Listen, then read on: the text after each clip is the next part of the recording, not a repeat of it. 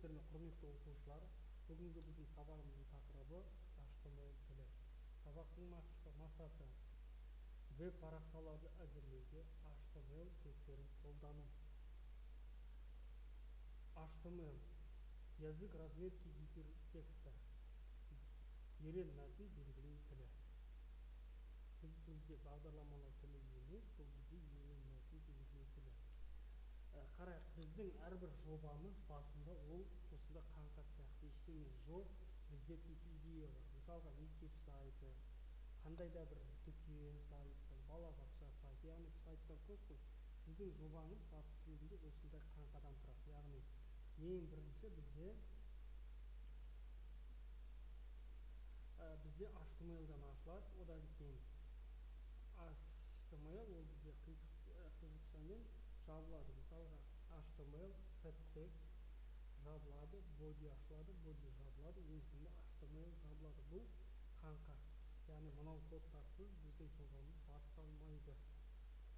Яғни біздің жобамызды осылайша жандандыратын боламыз. Оның үшін жаңа сурет қосамыз, мәтіндер қосамыз, кесте қосамыз, видео роликтер қосамыз, арнайы батырмалар, кнопкалар қосамыз, сілтемелер қосамыз басқа сайтқа. Осылайша біз өз жобамызды күнделікті күнде толықтырып жандандырып отырамыз. Ол үшін бізге Sublime Text бағдарламасы керек болады. Sublime Text осы HTML-мен жұмыс істеуге мүмкіндік беретін бағдарлама. Ол осындай бағдарлама негізгі. Міне мынау біздің негізгі қаңқамыз. Ең бірінші бізде doctime HTML деп басталады. Одан кейін HTML тег, әрбір жолда тег деп аталады. Бірінші doctime HTML тегі, одан кейін HTML тег ашылады, одан кейін хэштег ашылады. Хэштегтің үстінде meta charset UTF-8, ол осы бүгінгі таңдағы версиямыз HTML-дің. Table ашылады және table жабылады. Ортасында table ол бізде сайттың атауы. Одан кейін хэштег жабылады, body ашылады. Body'дің ішінде біз баяғы айтқан жандандыру дедік қой, сурет қосу, музыка қосу, видеоролик қосу, кесте қосу, барлығы осы body'дің ішінде жабылады. Ең соңында body жабылады, ең соңында body'дан кейін HTML жабылады. Мынау яғни бос қаңқа. Осы қаңқаны біз жандандыратын боламыз. Ендеше біз Sublime Text ашамыз. Sublime Text осындай. Бізде бағдарлама, мінекей біздің бос қаңқамыз тұр. Мысалға ең бірінші біз атау керек. Мысалға мектеп, сайттың атауы жүріңіздер мектеп жазылды. Енді body'да бізде мысалы заголовканы алуға болады. Мысалға бір ең үлкен заголовка. Мысалы тапты басып қалсақ, батырманы бірден жабылады. Екі ортада бос орынға біз жазамыз.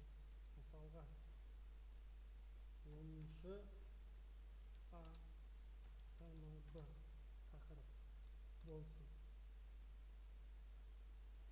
Енді H2, H3 одан да кіші болады. Мысалға біз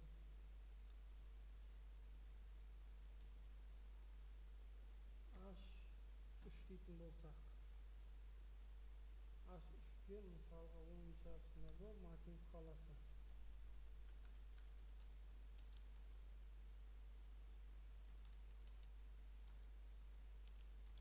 Қаласы дейтін болсақ, мына жерде бір тырнақша артық болып кетті.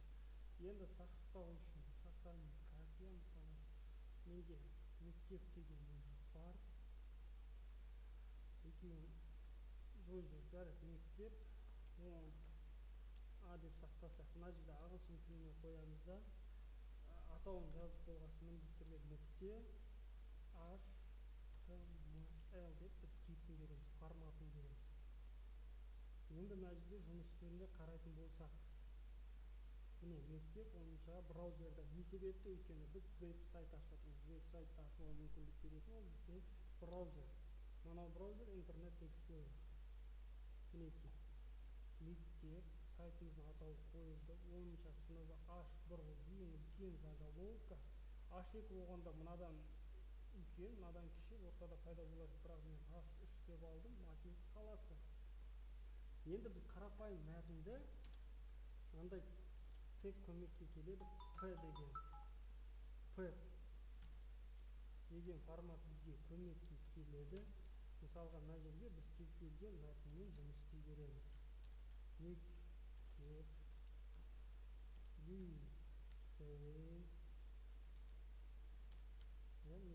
лицей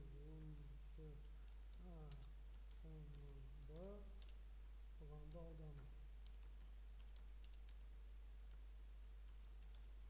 Мысалға енді сақтайық, Ctrl+S, жаңағы сайтымызға кіріп обновление беріп қаламыз. Мінекей, яғни жақын қарапайым ғана мәтін шықты.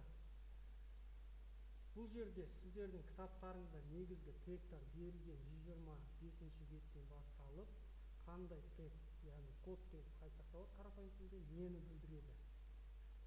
Ендігі мәселе осының ішінен мәтінді бояу тәсілі, яғни HTML-да бізде кітаптарында да бар сіздерде, ол 133-ші бетте.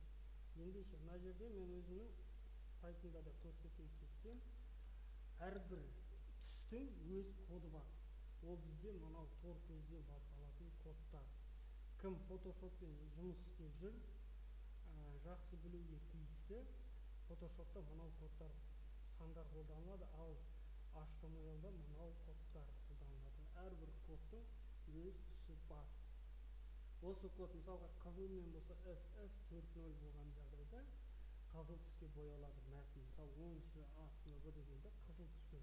Яғни кодты өздеріңіз кітаптан тауып алып, осы түстердің кодтарын пайдаланып, сіздер мәтінді түрлі түске бояйсыздар. Осы сіздерге тапсырма. Мынау кодты мен сіздерге жіберетін боламын. Үй тапсырмасы сол, HTML тілі арқылы Sublime Text'та шағын ғана осындай жоба жасау, көп емес, және осындағы мына мысалы қара түспен ғана беріліп тұр. Осыларды біріншісін қызылға, екіншісін көк, одан кейін сары сияқты түстерге бояу, ол сіздерге үй жұмысына. Осымен үй жұмысын оқушылармен күтетін боламын. Келесі сабақта кездескенше сау болыңыздар.